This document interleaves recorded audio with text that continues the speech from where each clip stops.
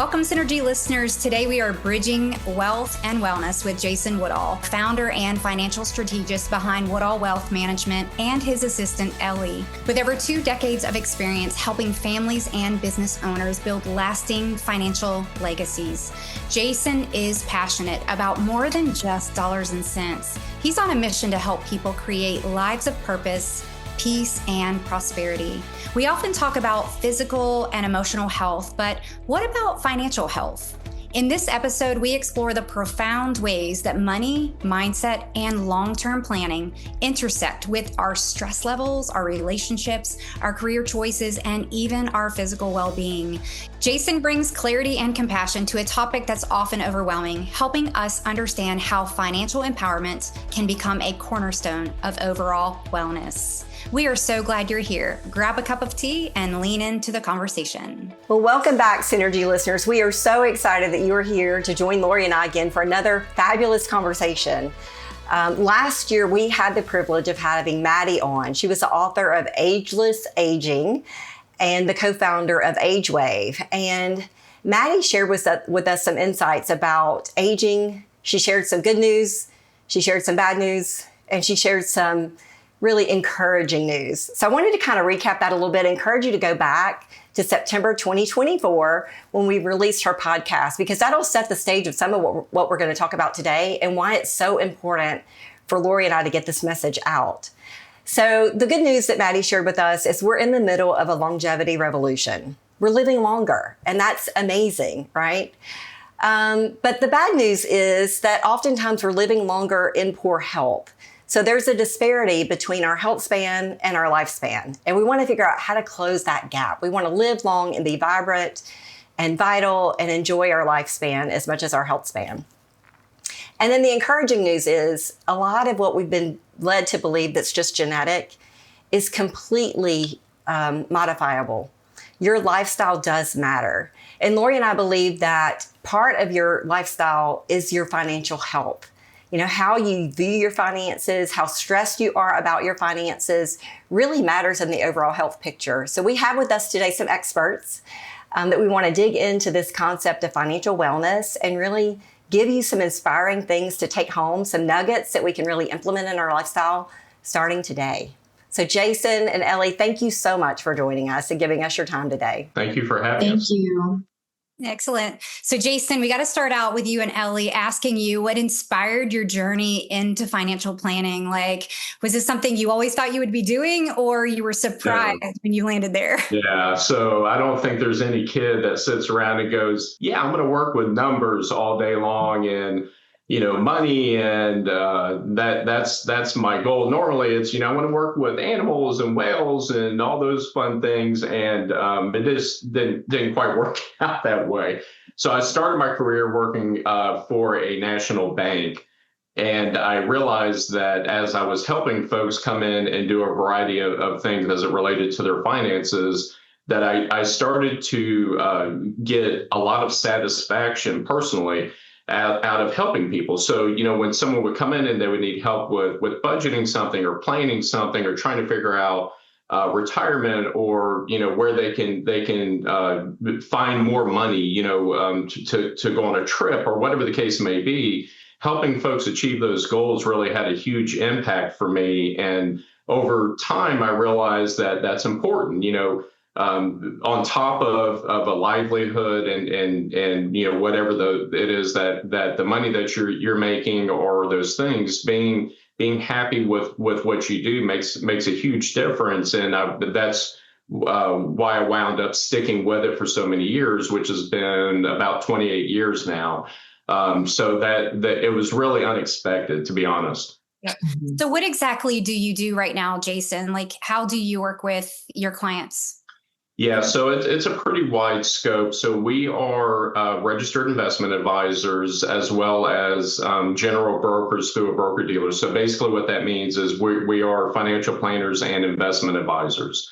So depending on the client, the age, the goal, all of those things would depend on what role we're taking in that relationship. It could be something as simple as, education planning. putting a plan together to help parents figure out how to send their children to school. It could be in-depth retirement planning for someone who's in their 50s where they're not quite there yet, but they really need to buckle down and get some hard numbers on paper to see where they're going to achieve their goals. So in general, it's overall financial planning that encompasses all facets. That's excellent. And then Ellie, you work alongside of Jason. What is your role with him? Yes, so I am on the client services administrative side of things. My background is actually, like you mentioned, I didn't end up on this path originally, but my background's in nonprofit and customer service. And so was able to connect a lot of those passions into this field as well, which has been really amazing. So I focus on the administrative, like I said, client services side and really building those long-term relationships with clients and being able to take care of their needs and help them, pursue their goals. So it's been very fulfilling. Absolutely. It sounds very, very rewarding. So I'd imagine that there are times that you both are, you have that person in front of you that didn't necessarily plan on being sick, right? They didn't plan on being sick, and they're now faced with what that's like from a financial perspective. Are you seeing that more these days? The same, less? What are you guys seeing? It's pretty consistent and has been for some time. And what you tend to see is where the folks that we wind up helping tend to run in extremes. And what I mean by that is you'll see where there are some clients that are very goal oriented. They have their own game plan. They have a plan already in place. They know kind of where they're trying to go. And then you have the other side where, sometimes life throws curveballs, and that's just how it works. And they're needing help keep working their way through those challenges. And those numbers, if you will, have actually been pretty consistent throughout my career. What we have been seeing, though, is a heightened level of just general anxiety and stress, specifically as it relates to finances. And it seems to have spiked more, certainly coming out of COVID, which, in my opinion, I believe that the whole COVID experience, if you will, kind of drove home the uncertainty around what can happen financially in a very short period of time. And if you're not properly prepared, how much of an impact that can have. And I think that in my opinion, I think that just really spiked folks' stress levels in general. So it sounds very similar to that in medicine. You have people that are very, very proactive, right? Mm-hmm. I see Kelly nodding her head. Absolutely, right? We see that proactive approach to their health, doing everything they possibly can right now to do their very best to avert those things that could happen. And then the reactive, which are like, I'm fine, I'm good, until we're not. And, we see that in medicine, just like you are seeing and saying now in financial health. Hey friend, a quick pause from the episode. Lori and I want to make sure that you know about something that we've poured our hearts into. It's called the R2R app, Reset to Resilience, and it's your new go-to for real functional wellness that meets you right where you are. Inside the app, you'll find free monthly resources. There's tools, inspiring content that's designed to help you take your next best step. Not 10 steps ahead, just one. That's how real change happens, one step at a time. And if you're ready for more support, check out our full 40 Days to a Foundation of Wellness program. It's already helped so many women reconnect with their energy, their balance, and their hormones, and they finally feel like themselves again. Plus, we're getting ready to launch brand new monthly subscriptions starting October 2025 that gives you fresh, up-to-date content on the biggest topics in health and direct access to group coaching with us every month. So you're never going to be alone. This is for the woman who's done with just getting by and is ready to reset, rise, and feel powerful in her body again. So if that's you, download the R2R app today. It's free to get started, and your comeback truly can start now. Just search R2R or Reset to Resilience in the App Store or Google Play Store and join the community today. We can't wait to walk this journey with you. Now back to the episode. So Jason, how do you speak about that aspect of stress that happens with financial stress and how it impacts their health? Like how do those conversations go? Is that well received when you're talking about that, or is that something that they don't typically recognize or want to talk about? Yeah, and so the variance is as wide as the personalities, right? Right. So it very much depends on the person, their experience, their background, their upbringing has a huge impact on it. Where they happen to be at in life certainly has a huge impact on it. What our goal and our primary mission is we have to figure out where that balance is. So we have to try and adapt and modify ourselves to be able to have comfortable conversations, regardless if they're, rah, great ones or maybe not so great ones, right? But you still need to have that conversation. And through the years and just through experience and working with so many, a variety of so many people, we've been able to tailor ourselves to where we can sit down and have those conversations and really try and get the person in front of us comfortable with having those conversations.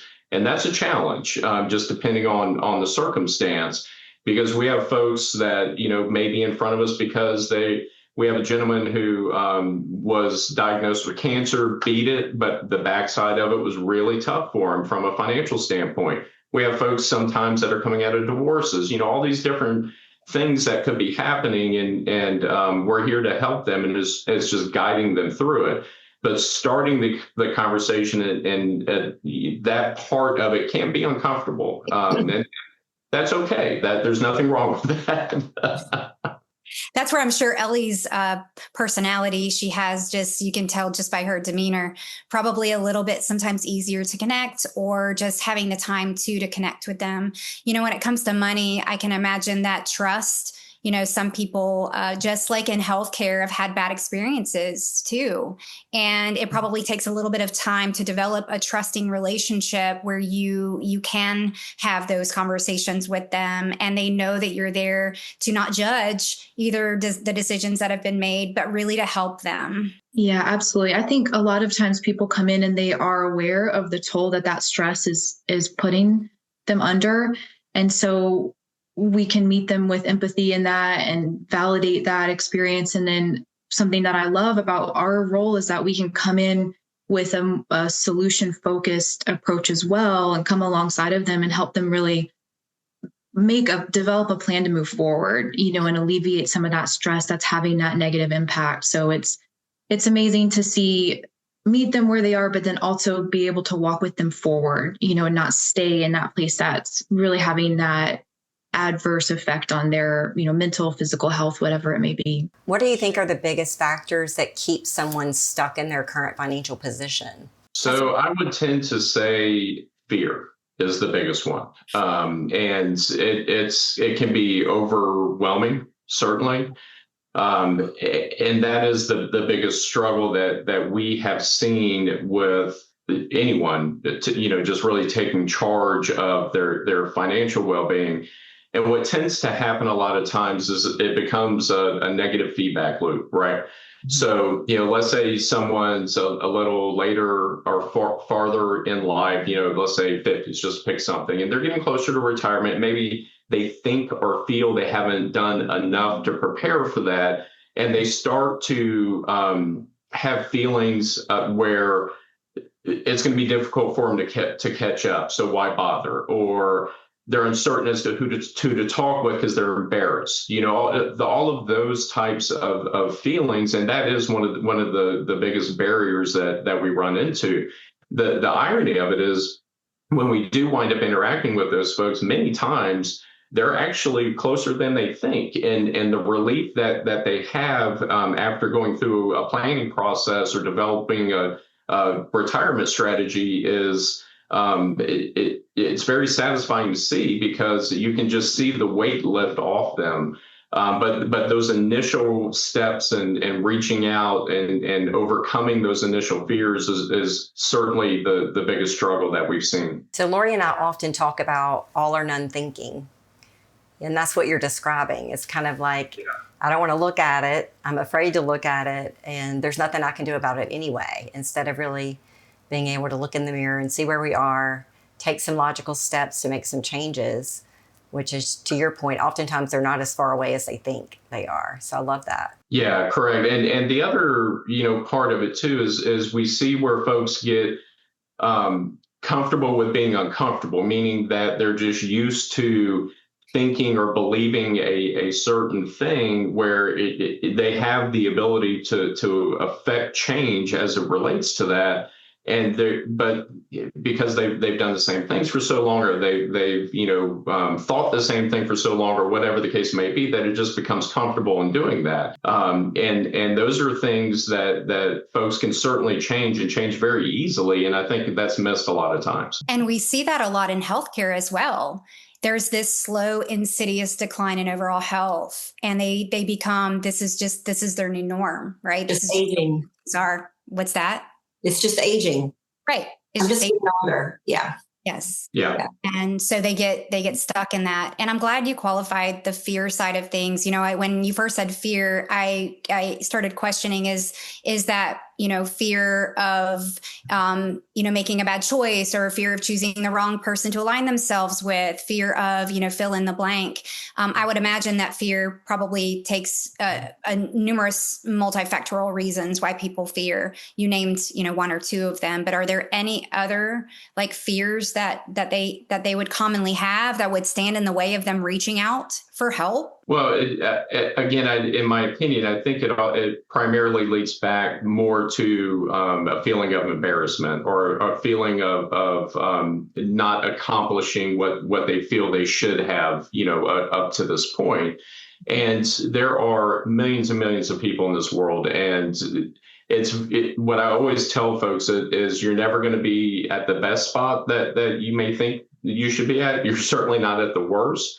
It's somewhere in between. Everything's always somewhere in between, and that's okay. Where our job, or advisor's job, is to get you farther along in that process. And the challenge is getting clients to, quite frankly, just start by reaching out and asking for help, and having those conversations, and just starting the process and taking that first step. And I've seen that a lot just in the conversations we have in relationship to healthcare, because too often in even the examination room working with our clients, finances come up because they are trying to figure out how they are going to economically manage what needs to happen. So it happens a lot.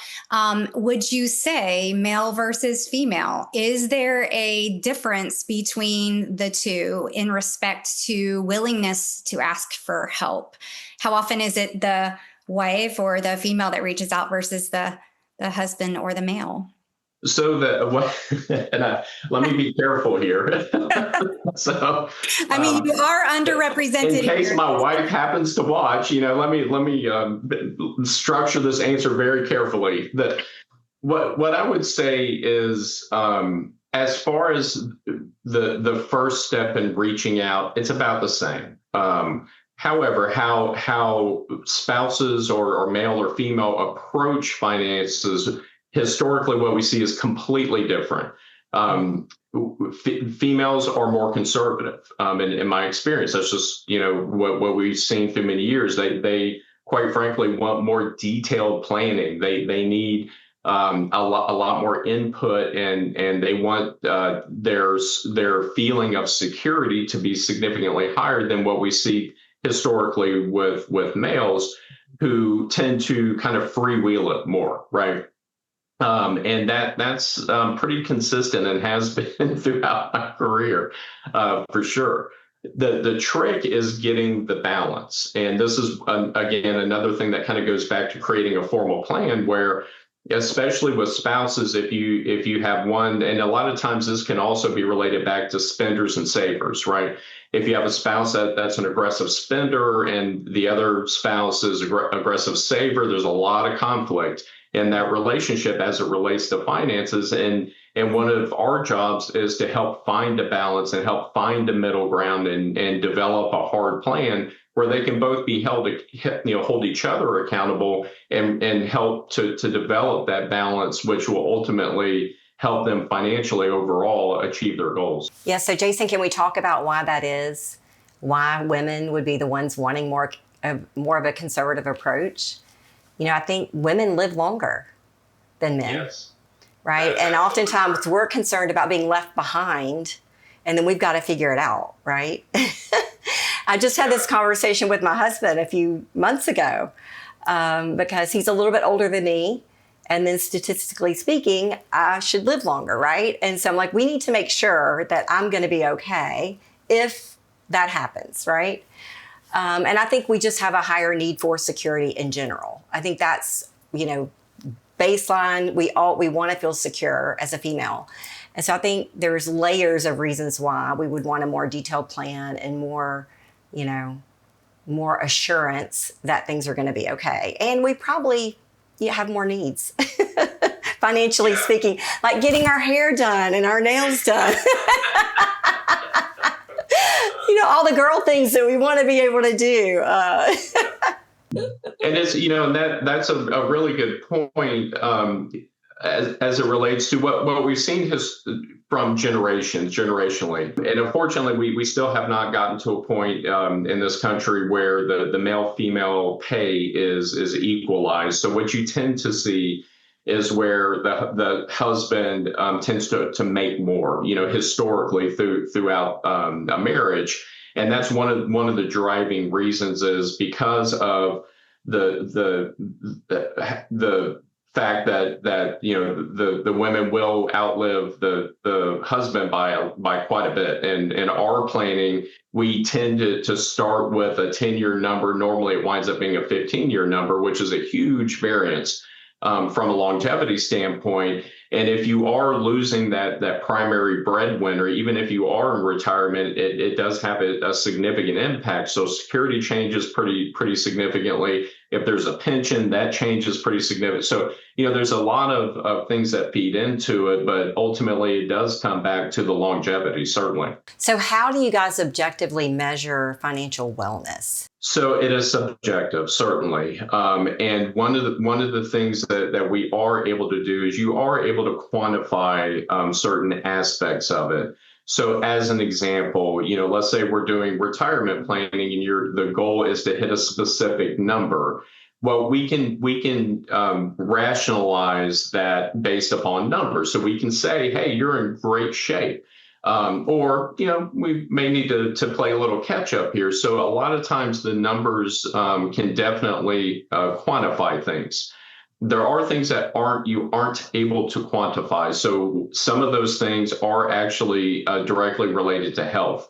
One of the biggest gaps that we struggle with as a society is filling the healthcare gap. Certainly, if folks are retiring early and waiting to hit Medicare, and how do you fill that gap? Or even if you are on Medicare, if you do have a significant medical setback, what does that mean from a financial standpoint? And a lot of those things are definitely unknowns. And you do have to, quite frankly, just kind of guess at some things. Now, they're educated guesses, certainly, and you can use statistics and surveys and, things that historically have happened and all of that information to make those educated guesses. But that is one of the struggles is as it relates to the medical side on the planning process. And I think, I've seen Ellie as she's delivered and both of you delivering reports to people where they can actually tangibly see that on paper too.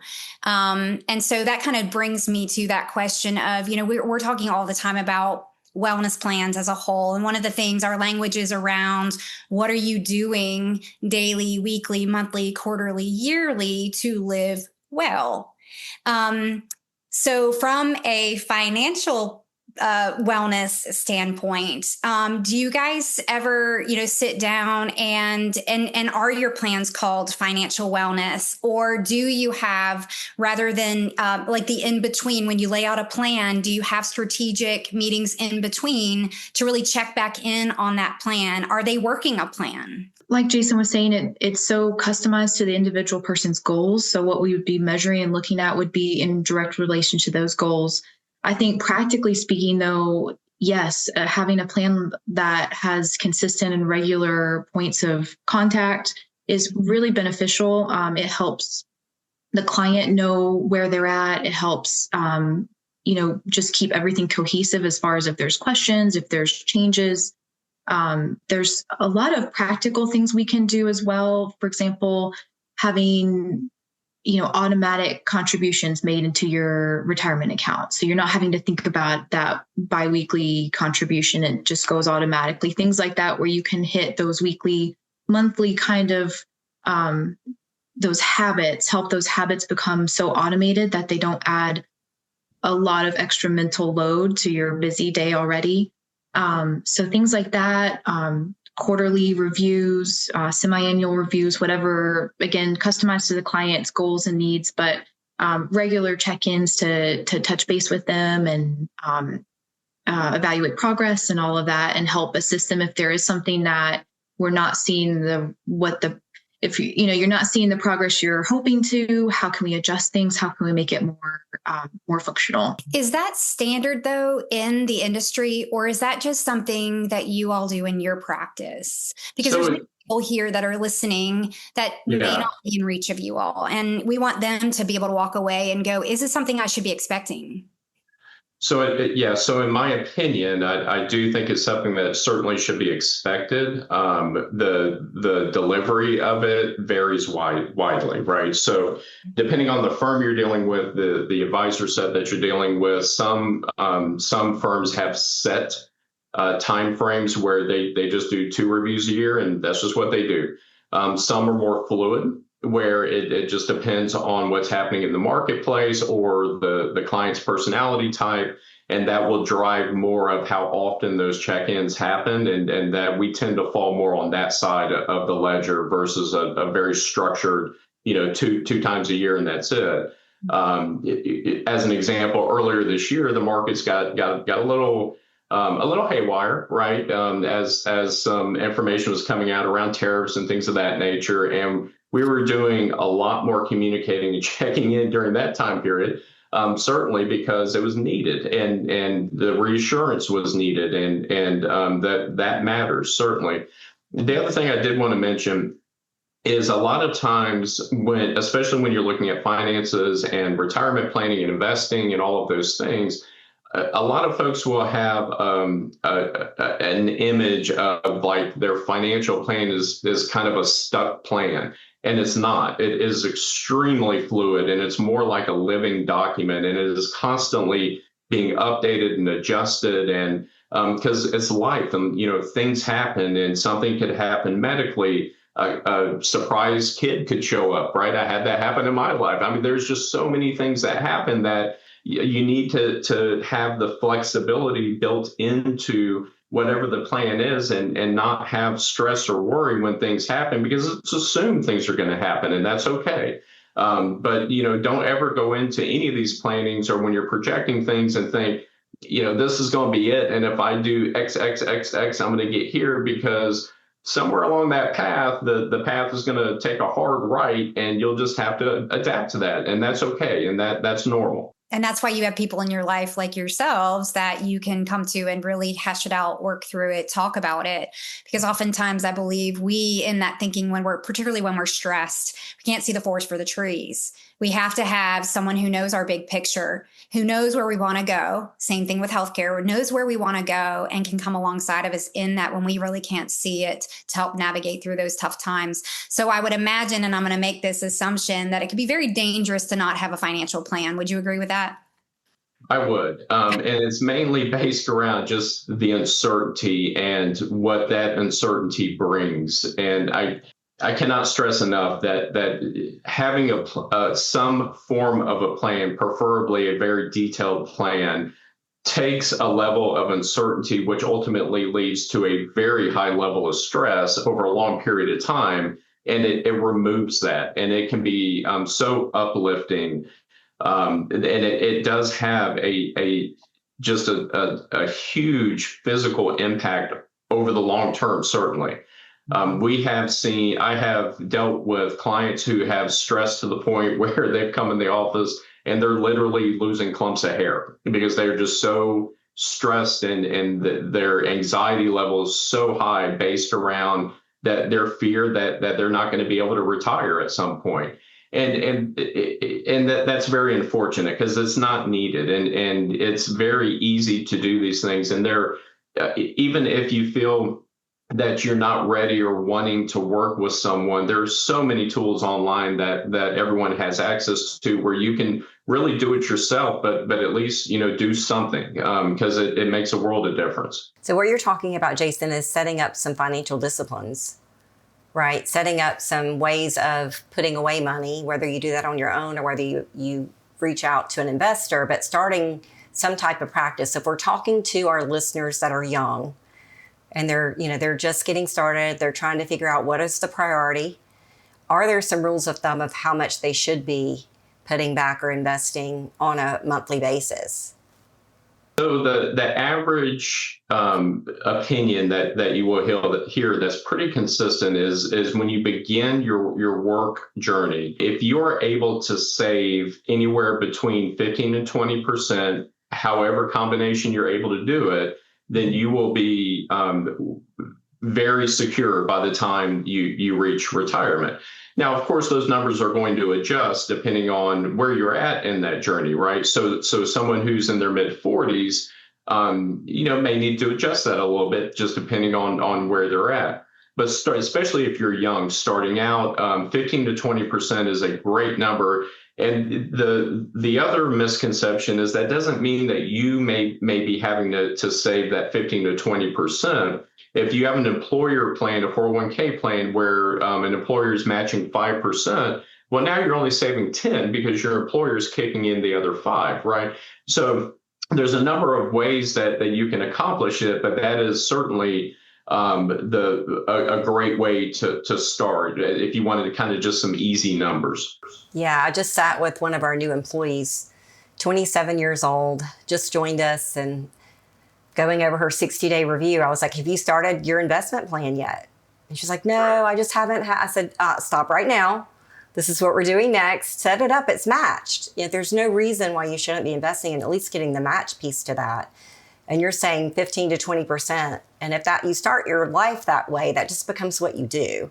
And you learn to live on the rest, right? Instead of getting all of your expenses in place and then having to figure out, what do I have left? That's typically how we do a financial plan at that age. So yeah, most times at that age, there is no financial plan, right? Because there's a lot of other thoughts going on that's not related to that. And 15 to 20%, just to be clear, is that on gross or is that on net proceedings that they bring? So it would wind up being gross because the vast majority of folks are doing it through a retirement plan. So even though it is gross, it doesn't have as big of an impact as a net number because you're getting the tax savings if it's a traditional type of 401k plan. So, normally you would want to use something around your gross number, assuming you're going to get some tax relief as you're going through the process. So, we work with a variety of different client ages. And so how do you advise people to balance their saving for the future while living well today? Yeah, so this comes up a lot, right? And I'll hear couples talk in our office, and one will say, "Well, we have a lot of fun on this boat," and the other will say, "It's a complete waste of money," and then the debate begins, right? And that's certainly a difficult balance to achieve because we ultimately do need to live our lives and have enjoyment and while still trying to secure our future. So what we always recommend to folks, this is where budgeting has a huge impact. Regardless of what stage you are in your life cycle, if you don't have some semblance of a budget or have looked at some semblance, to create a budget, you're missing out, quite frankly, because what it can do is it can provide a structure where, and it's also a relief where at the end of the day, once you tick mark all of your major goals, which again, down the road is going to relieve just a ton of stress and anxiety. But at the end of it, it'll give you the number that you can spend and be confident in spending and have fun spending because it's not going to have a detrimental impact over your long-term goals. So we really encourage folks to definitely do a budget. If you're married, we very much encourage to do a budget together, because that does also help, again, bridge the gap between the spenders and savers, and kind of force couples into compromising on paper, and then they can hold each other accountable. So really starting with that budgeting process is how you begin to balance saving enough for your major goals while still being able to live your life and have fun and do, things that you want to do today. I had to laugh because for a moment, sorry, I got this picture of you and Ellie having to be mediators. There's a lot of mediation going on, certainly. Now, Ellie is certainly the best in our office at this, certainly. But there's definitely a lot of mediation going on. And that's okay, because that's part of the process. And I think that's one of the other things that a lot of couples will get stuck on, is sometimes if there's not an agreement, it's just not ever addressed. And that can be not so good from a financial standpoint. So there are folks like us out there that can act as mediators and help bridge that gap. And that's a really good point. And I'm glad you brought it up. Absolutely. Yeah. So Lori and I believe that your health is your largest asset, because without your health, you really can't do much of anything else, right? If your brain's not working well, if you're not mobile, that creates its own set of challenges and expenses. And so is there a rule of thumb about investing in your health through your lifespan that would be helpful for our listeners to understand a little bit better? So it's very much individual driven, because everyone's health is different, right? Where you're at in life in general, age also has a huge impact.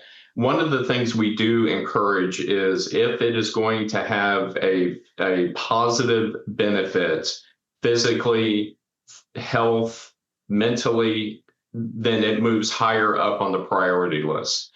And one of the main reasons is because the trickle-down effect has an impact in every other aspect of your life. So as an example, let's say you are having some health issues and it's affecting you mentally, and your anxiety is increasing significantly, and you're starting maybe it's triggering some periods of depression or whatever the case may be. Well, those feelings and effects trickle down and impact all decision making. So, as an example, let's say you're trying to make a financial decision. Well, if you're having those feelings and you're feeling very anxious and all of those things, it could impact how well you make that decision, which again could have a huge impact down the road, feeding, again, negative feedback, feeding back into just a continuation of high anxiety or depression or whatever the case may be. So it certainly has a huge impact, and we would very much encourage clients to prioritize their health, both physical and mental.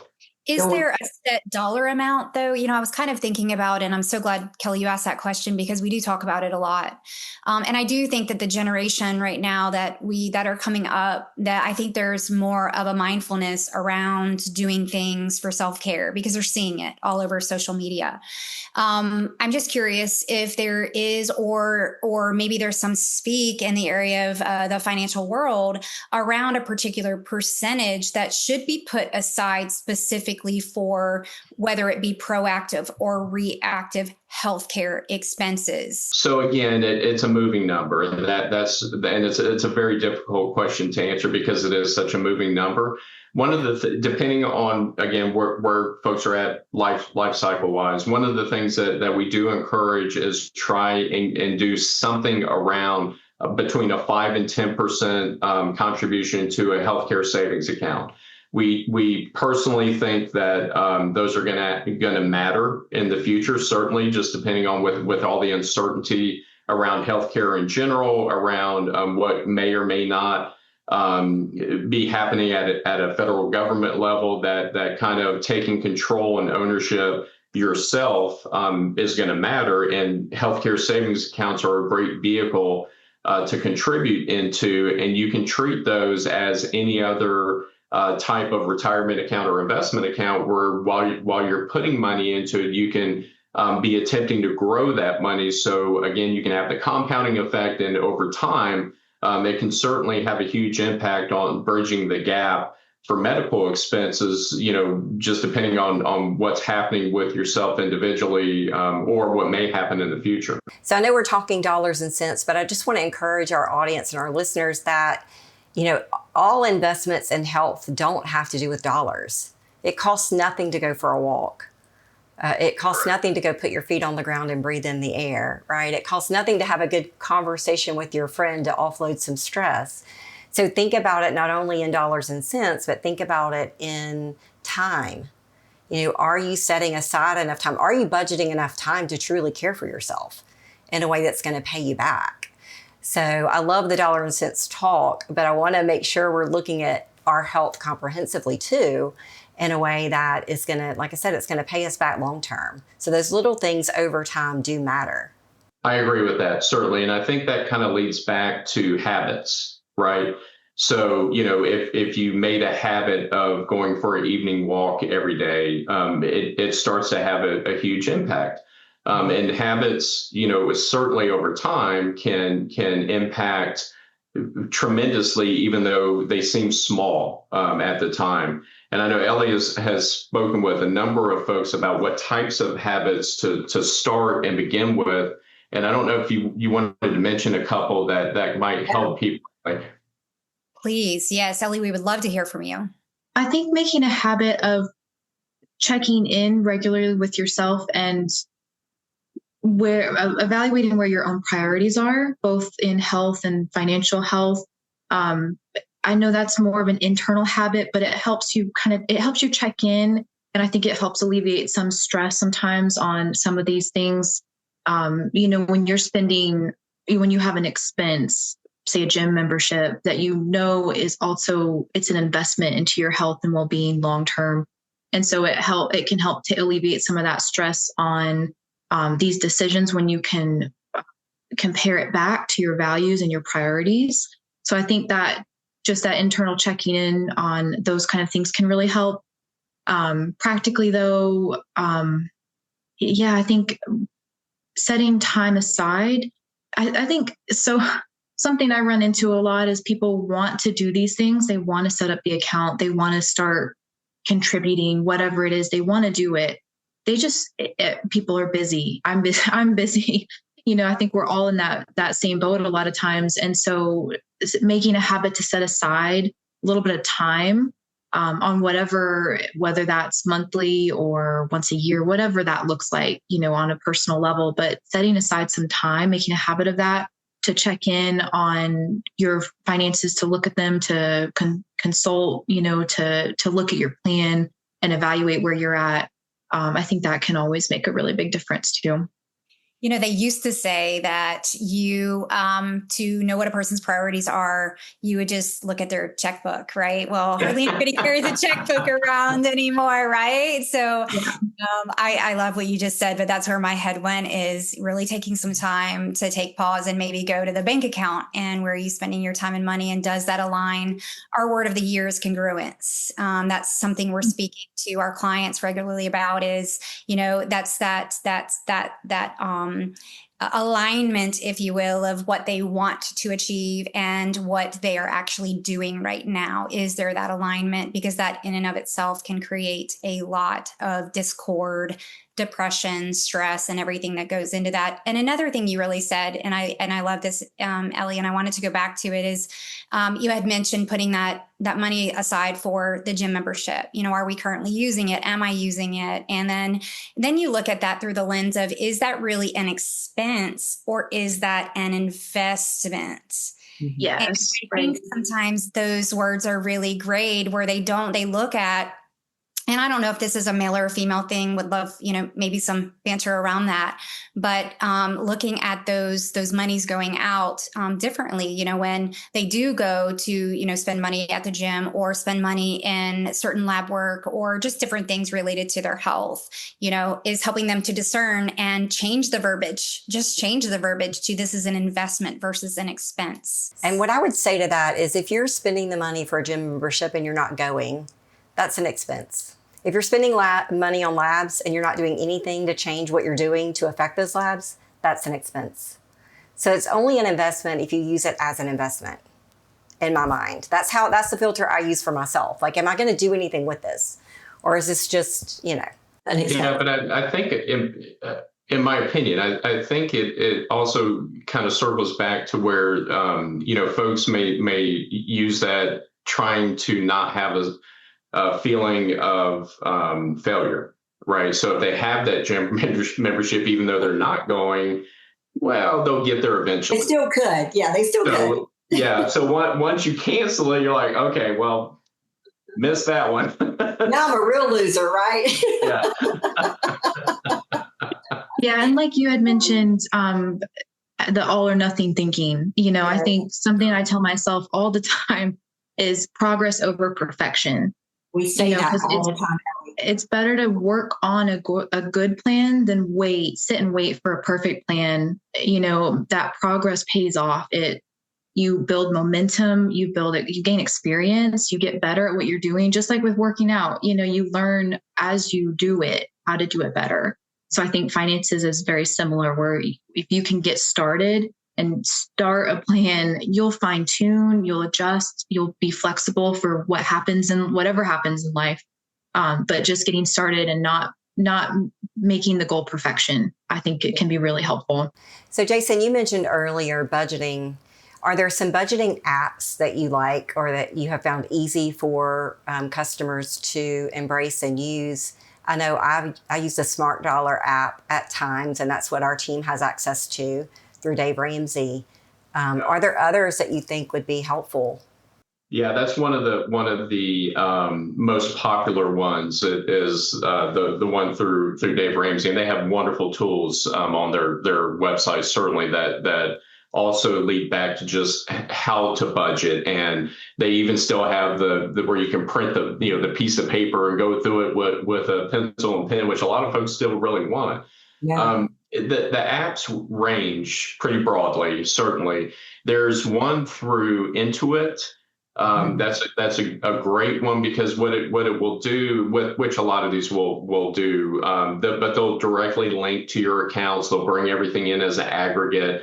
Has a nice format where you can kind of see an overview and all of those things.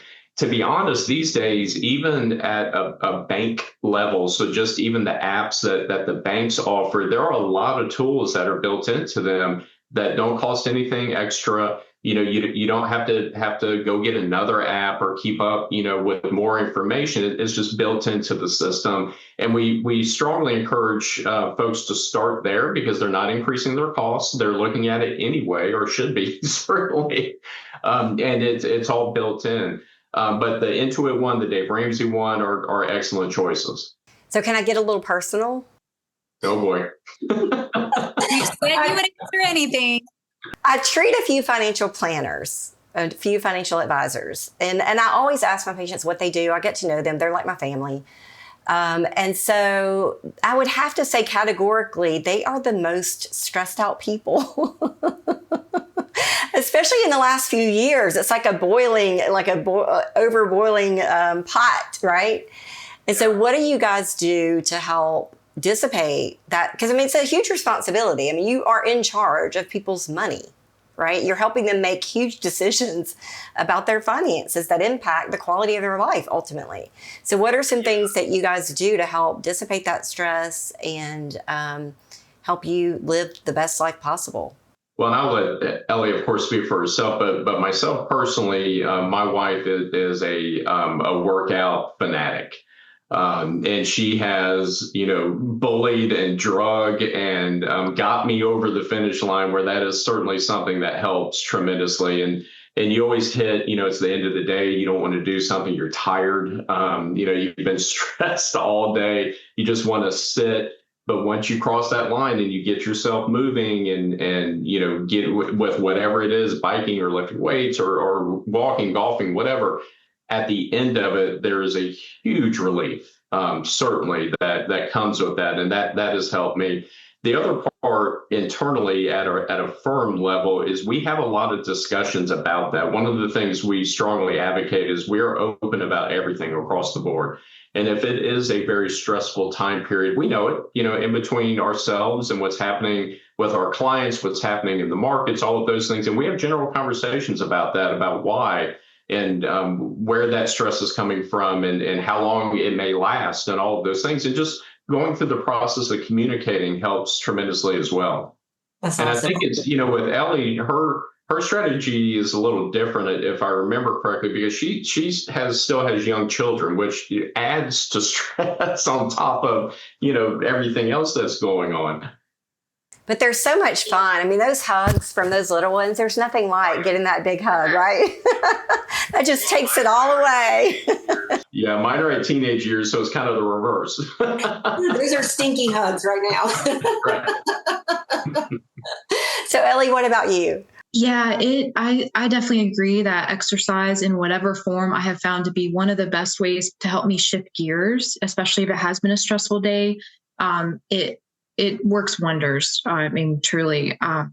I think another thing that goes along with what Jason was saying, but healthy boundaries is something that he is always encouraging in our workplace culture as well. But I'm getting better, I think, at, over the weekend, focusing on something different and having healthy boundaries where I'm, the goal is always to be, you want to be attentive, you want to be on top of things, but also having those boundaries gives you a break from the stress too, and allows you to come back to it more refreshed and more focused. So I think that makes a huge difference for me personally. But yeah, it's nonstop right now with my little guys, but that's a great thing in itself too, because it really forces me to get out of work mode into mom mode and, back and forth.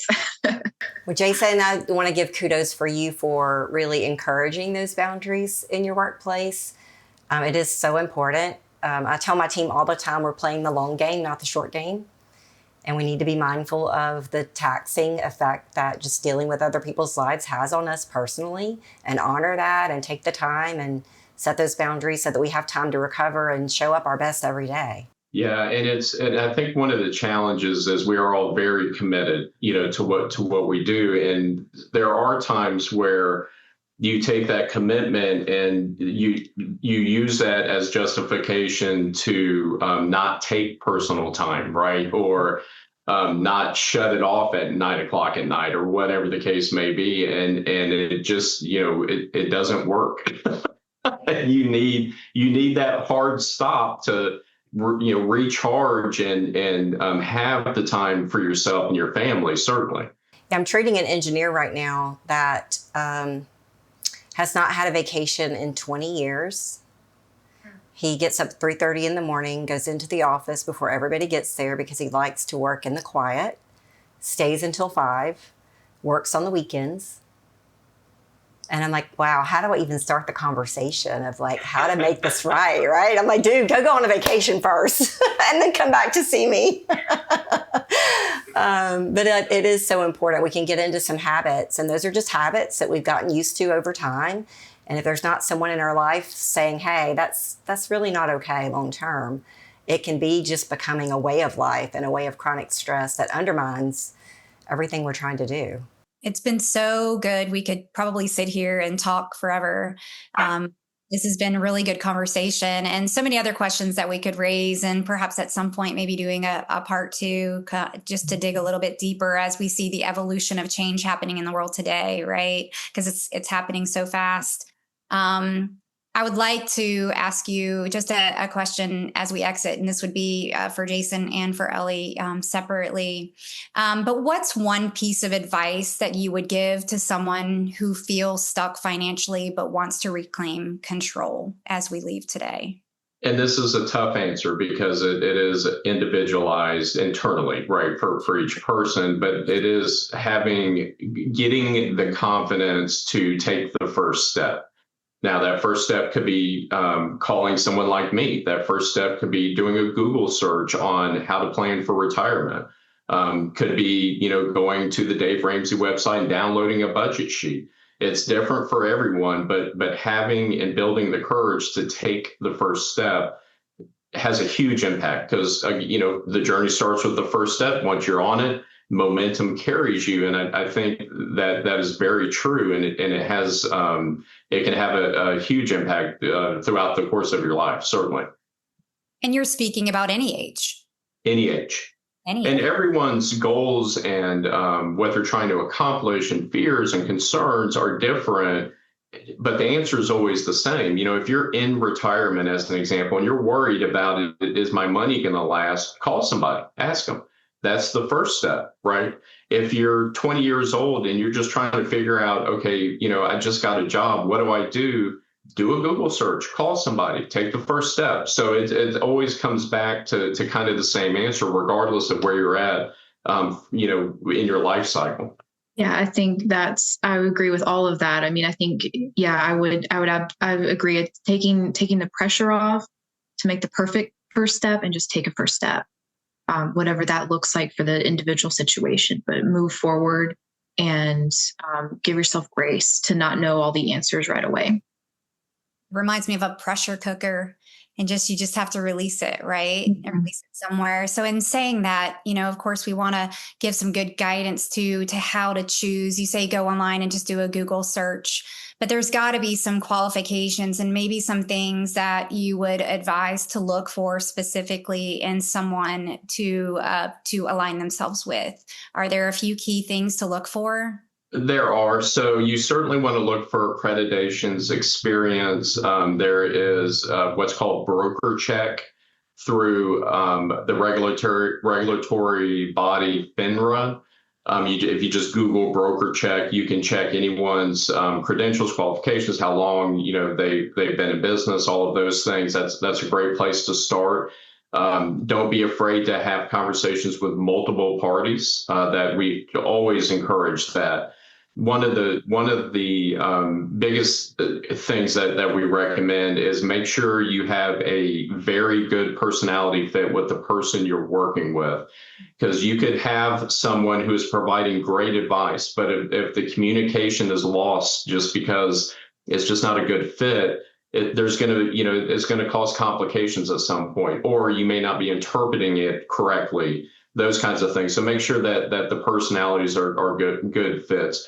In general, though, you want to make sure that the companies or firms that you're working with are reputable. Certainly, Google's a wonderful machine. You can look up, how they do customer reviews, all of those things. But doing your homework in general, as you would with any service, I think is the most important part.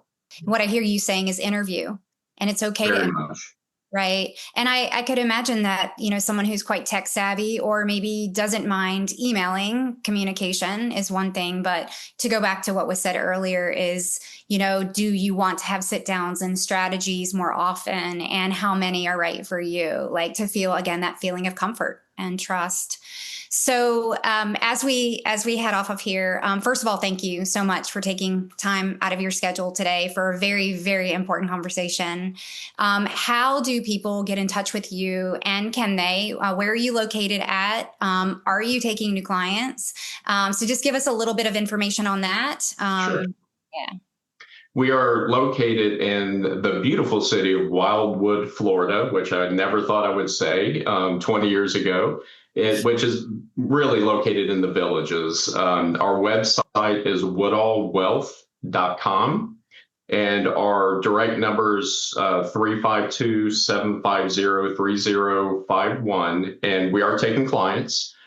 We have a rule that we will have a conversation with anyone, regardless of their status or their assets, or regardless of where they're at in their life. We very much encourage everyone in our office to have conversations. If we are not a good fit, we will certainly recommend someone who we think might be, or an avenue that we think might be. So don't be afraid to call and just have that talk.